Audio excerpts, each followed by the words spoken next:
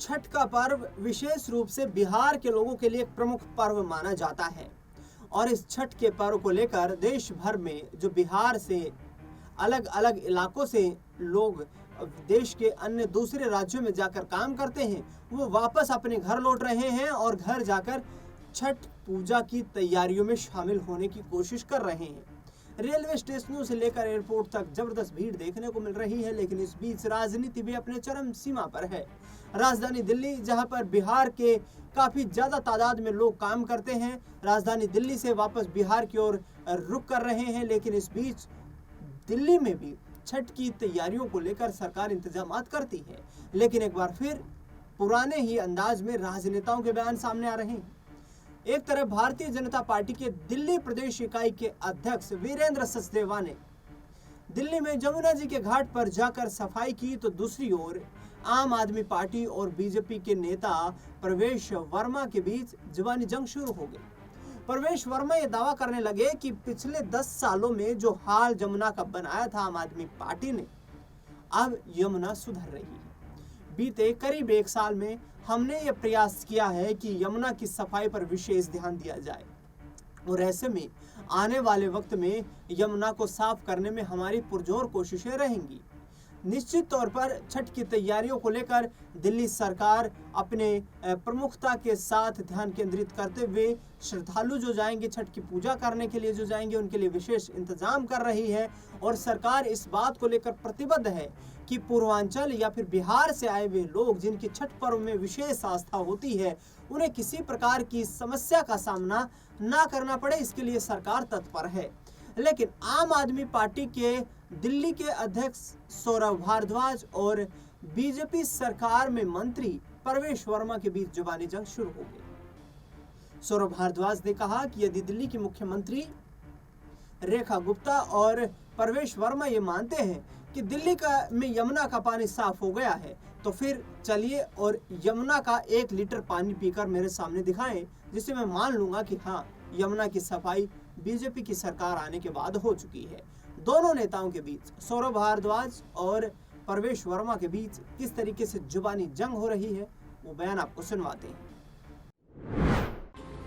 देखिए, आप इस बात को समझिए कि यमुना में फोम जो बनता है वो क्यों नहीं बनेगा। क्या आपने कोई नई चीज़ लगाई है? क्या आपने हरियाणा से कुछ समझौता किया है? क्या आपने नजफगढ़ से आने वाले नाले को बंद कर दिया है? ऐसा कुछ भी नहीं हुआ है। तो सिर्फ क्योंकि आपकी सरकार है इसलिए फोम नहीं बनेगा, ऐसा तो नहीं हो सकता। ये ज़रूर संभव है कि फोम जो बन रहा है उसके ऊपर आप एंटी फोमिंग एजेंट्स का छिड़काव करें और फोम उस समय ना बने, जैसा कि 2-3 दिन पहले रेखा गुप्ता जी ने किया। वही केमिकल जो दिल्ली सरकार अरविंद केजरीवाल जी के समय में हम लोग स्प्रे करते थे, डी फोमिंग एजेंट्स, उसको प्रवेश वर्मा कहते थे कि ये नदी में जहर मिला रहे हैं, सब लोग मर जाएंगे।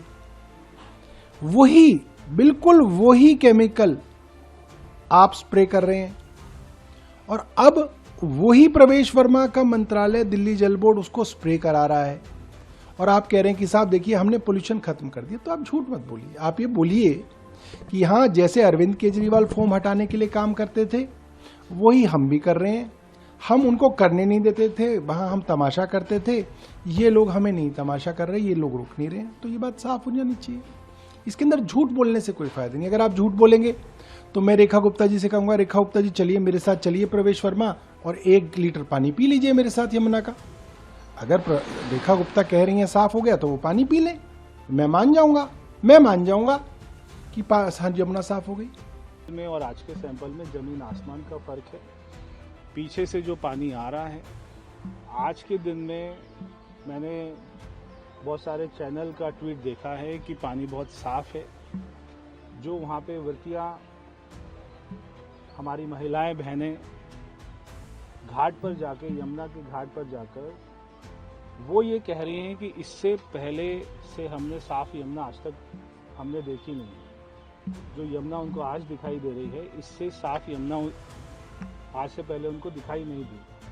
तो ये 7 महीने की हमारी सरकार की मेहनत है और ईमानदारी से हम लोग काम कर रहे हैं और हमने कभी भी ये दावा नहीं किया था कि 7 महीने में ही यमुना को साफ करेंगे।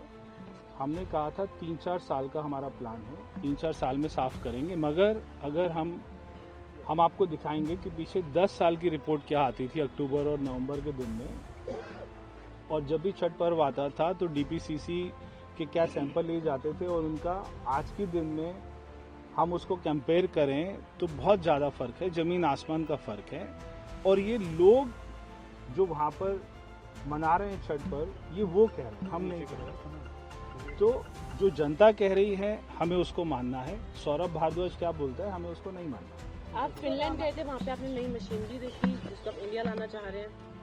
हमने वो मशीन खरीद ली है। वो मशीन 25 दिसंबर के आसपास में दिल्ली में आ जाएगी और नए साल में वो मशीन की शुरुआत हो जाएगी। बहुत अच्छी मशीन मेरे को लगी और मैं आपको उसका वीडियो भी दिखाऊंगा और वो जब मशीन आ जाएगी उसका प्रैक्टिकल भी आपको दिखाएंगे कि जो अंदर की सिल्ट है और जो बरसों से साफ नहीं हुई है उसको वो मशीन काटती भी है, उसको सक भी करती है और 1.5 किलोमीटर दूर तक उसको सरफेस पे छोड़ती भी है। तो बहुत ही उम्दा मशीन है। अगर हमको उसका ट्रायल अच्छा लगेगा तो ऐसी मशीन और भी मंगवाएं। सर, केमिकल को लेकर भी आम आदमी पार्टी सवाल खड़े कर रही है कि केमिकल का छिड़काव हो रहा है। देखिए, ये इनका रूटीन प्रोसेस था, दिल्ली जल बोर्ड का रूटीन प्रोसेस था। वो उसको रूटीन प्रोसेस को फॉलो कर रहे हैं। मगर ये हमारा दिल्ली के लोगों से वायदा है कि 3 साल में हम पूरी यमुना को साफ करेंगे। उसके बाद में कोई वहाँ पे केमिकल नहीं डाला जाएगा, कोई किसी भी प्रकार का कोई वहाँ पे गंद नहीं डाला जाएगा। 3 साल में यमुना साफ हो जाएगी। दिल्ली सरकार जो इससे पहले थी केजरीवाल को, दिल्ली के लोगों ने 10 साल का मौका दिया। 10 साल में वो साफ नहीं कर पाए।